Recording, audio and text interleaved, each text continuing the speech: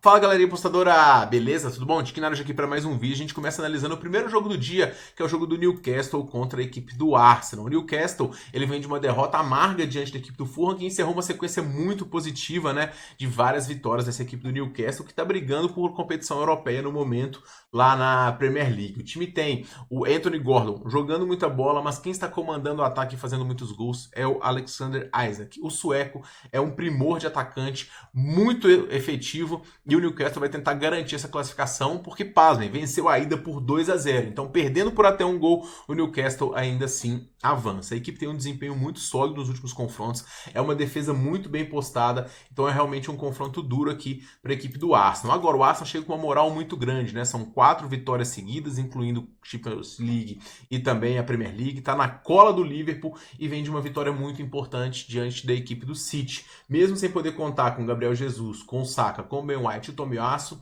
o Enel está jogando muita bola, o Kai Havertz, um atacante de muito gabarito, e o Trossard também, e o Odegaard, um meia que chega muito bom, o Declan Rice também, que níveis de atuação absurdo ele está tendo nesta competição. O Arsenal vem com muita moral, tem uma defesa sólida, inclusive Haaland ficou no bolso do Gabriel Magalhães aí no último confronto, e o fato é que o Arsenal vai tentar reverter. São muitas frentes para esse time administrar, questão física, mas ao mesmo tempo é um time que precisa de voltar a vencer títulos. Então é um confronto que eu acredito que o Arsenal vai brigar até o final. O cenário de jogo está desenhado, o Arsenal pressionando, o Newcastle com uma boa defesa, só que com muita velocidade em contra-ataques. Então a gente tem duas defesas sólidas, a gente pode ver na média de gols aqui que é super baixa, mas dois ataques muito poderosos. Então a linha de 2,5 é uma linha justa, mas o mais de 1,5 que eu gosto bastante, e a gente tem tanto um gol para cada lado, como eventualmente 2 gols para cada lado, com essas velocidades e transições. Eu acho que esse jogo aqui vai descambar em gols. Meu palpite 2-1 para o Arsenal aqui nessa primeira partida. No segundo jogo a gente tem o Leganés recebendo a equipe do Real Madrid, e de cara salta aos olhos aqui essa cotação do Real, né, em 1,51. E por que ela tá alta assim? Porque o Real Madrid vai poupar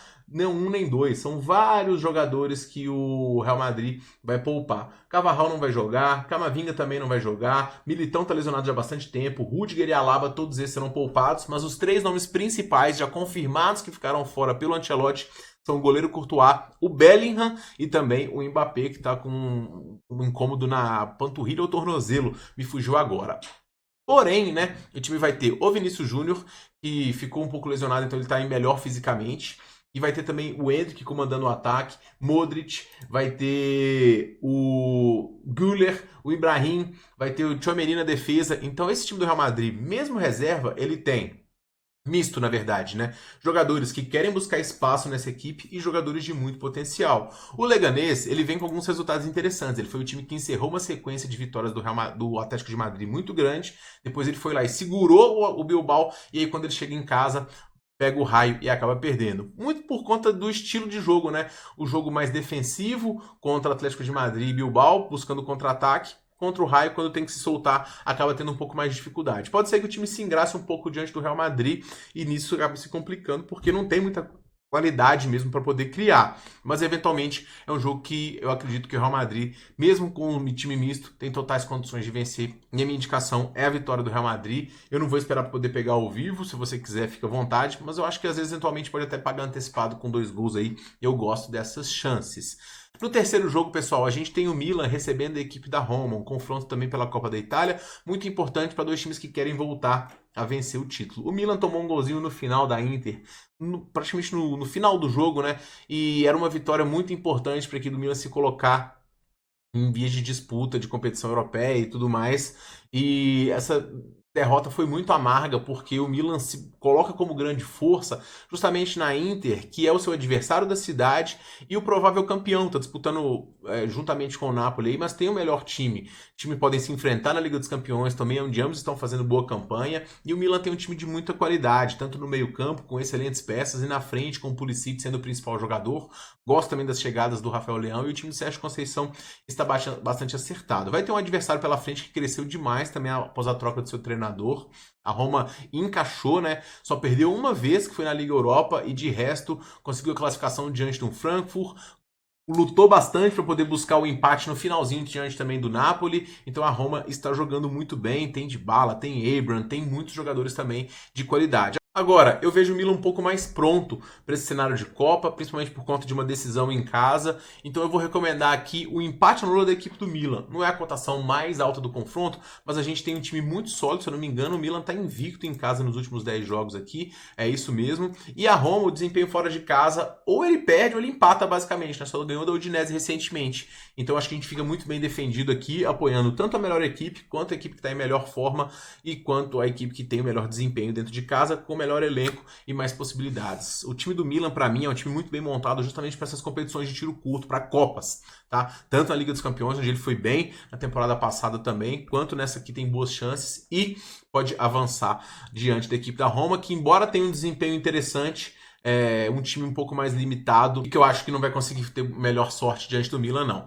Para poder finalizar, pessoal, aqui um super favorito, né? Leverkusen diante do Colônia. Colônia que é um time que está liderando a Bundesliga 2, então tem chances enormes de voltar para a Bundesliga, onde a grande verdade é que o Colônia pertence, né? Time que caiu aí, mas agora tem um páreo muito duro pela frente, né? Acho que o foco dessa equipe, na verdade, não é nem avançar na Copa da Alemanha, não. E sabe que a tarefa ela é muito ingrata, né? Pegar o Leverkusen com esse desempenho aqui em casa é absurdo. Agora, o Colônia, ele chega jogando um ótimo futebol, o time tá com confiança, tá com moral, tá com um bom desempenho ofensivo e também com um bom desempenho defensivo. Então a gente vai ver aqui que o ataque do Colônia marca muitos gols, mas vai pegar o todo-poderoso Leverkusen. Esse é um confronto, pessoal, onde o Leverkusen tende a administrar também, assim como foi o Stuttgart hoje. É um jogo que, no meio da classificação, o time ainda está buscando o título, mas o Leverkusen do Xavi, ele é muito bem montado e efetivo, e cedo ou tarde ele vai conseguir buscar o gol. A cotação está em 1,20. Eu não morro de amores por essa cotação não, mas se der a oportunidade de pegar o Leverkusen ao vivo, em razão do tempo, eu recomendo para vocês a vitória. Eu não vou deixar pré-fixado aqui, que essa aqui eu vou comandar lá no meu Telegram, porque tem que ver o tempo do jogo para poder saber se a relação tempo de jogo e vitória vale a pena. Então registre-se no meu Telegram, é grátis, tá? Acesse, na verdade, né? Registre. Entre lá no grupo, que é de graça.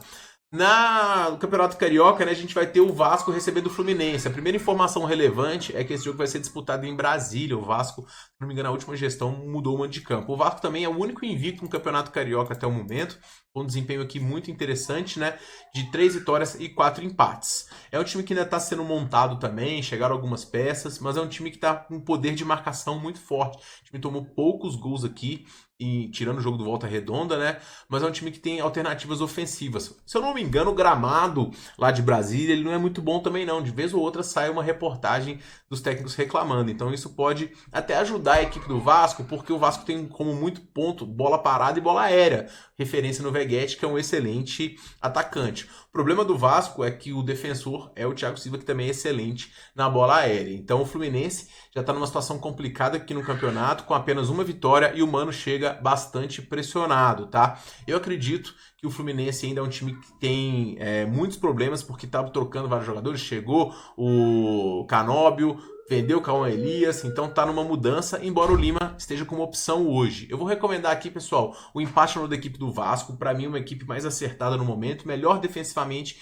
e com mais possibilidades no lado ofensivo, mesmo que o Fluminense tenha o Cano. Mas o Cano é engraçado que a gente nem falou dele na temporada passada e não tá jogando muito bem. O confronto é mais importante pro Fluminense, mas ele pode, inclusive, sacramentar, se bobear até a queda do Mano se o time não classificar no Campeonato Carioca.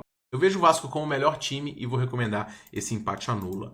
O São Paulo recebe o Mirassol, dois times aqui que estão fazendo campanhas muito boas, né? O Mirassol tem 5 vitórias e apenas uma derrota na competição. O São Paulo também lidera o seu grupo, tem 3 vitórias, um empate e uma derrota, mas o São Paulo vem administrando muito mais, né? Porque estava jogando na Flórida, depois poupou jogadores e tudo mais. E hoje vem de derrota, né? Porque perdeu o clássico para o Santos recente e quer retomar o caminho das vitórias aqui, onde ele venceu os 2 jogos. É um ataque muito forte, mas uma defesa que ainda cede espaços. Então, o São Paulo, com o Oscar, com o Luciano, com o Lucas, com o Caleri, ele tem muito poder de criação, mas ainda falta um equilíbrio de marcação, na minha visão, no meio-campo, para um time não ceder chance aos seus adversários como cede frequentemente. E vai enfrentar um time que faz muitos gols, que é o Mirassol, marcou em todas as partidas até o momento, mas que também tem uma defesa um pouquinho frágil, tanto é que tomou gols aqui em todos os jogos, tirando o último contra o Velo, que é um adversário mais frágil. Então, assim, esse favoritismo do São Paulo eu não compro em 70 contra o Mirassol. Acho arriscado, tá? Mas ir pro lado do Mirassol também, com o São Paulo tendo o desempenho forte que tem dentro do Morumbi e precisando da vitória porque perdeu o último jogo, eu acho que a linha é justa. Eu vou recomendar aqui o mais de 1.5 gols aqui nesse jogo, porque a gente tem tanto 2 gols do São Paulo quanto um gol para cada lado. E é o que eu mais gosto aqui nessa partida. Para poder finalizar, Santos, Ney contra o Botafogo. E a grande verdade é que o Neymar não deve jogar tanto tempo nesse jogo, não. A expectativa, inclusive, é que ele nem entre os titulares, que ele entre no decorrer da partida. O fato é que o Santos veio com uma moral muito grande depois de uma sequência negativa de resultados, né? Ele vinha de 4 jogos sem vencer, tomou goleada do São Bernardo, mas venceu o clássico do São Paulo jogando muito bem. O fato é que o Santos tem um time interessante, tá? Não é um time que eu morro de amores, mas é um time que está montado aqui com algumas boas peças. Eu vou destacar principalmente 3, né? O Neymar, que dispensa apresentações, o Guilherme, que joga bem, e o Tiquinho Soares. Cara, eu acho que o Tiquinho vai deitar nesses jogos aí com o Neymar servindo ele. O que ele vai fazer de gol com ele dando assistência não tá escrito. Tiquinho é o meu xará aí, um atacante muito bom. Vai enfrentar talvez o adversário ideal pro Santos ter uma vitória tranquila, porque o Botafogo é um dos times mais limitados dessa Série B no momento. Tanto em termos ofensivos, ele ficou os 4 primeiros jogos sem marcar, depois marcou 1 aqui, 2 no último, mas ele não venceu nenhum confronto também. O time quer sim jogar uma água no chope da equipe do Santos, mas falta qualidade, tanto de marcação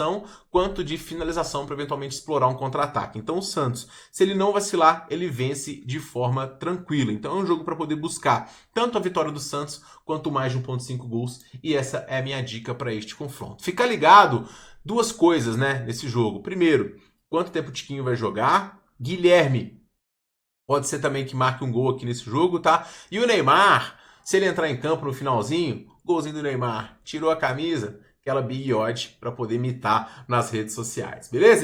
Então esse foi o vídeo de hoje, espero que vocês tenham curtido. Se você gostou, não deixe de verificar se você está inscrito aqui, deixa o like também e também comente com seus palpites. Mais dicas estão lá no meu grupo do Telegram, que é grátis para poder participar. A gente se vê no próximo vídeo, pessoal. Um forte abraço e boas apostas.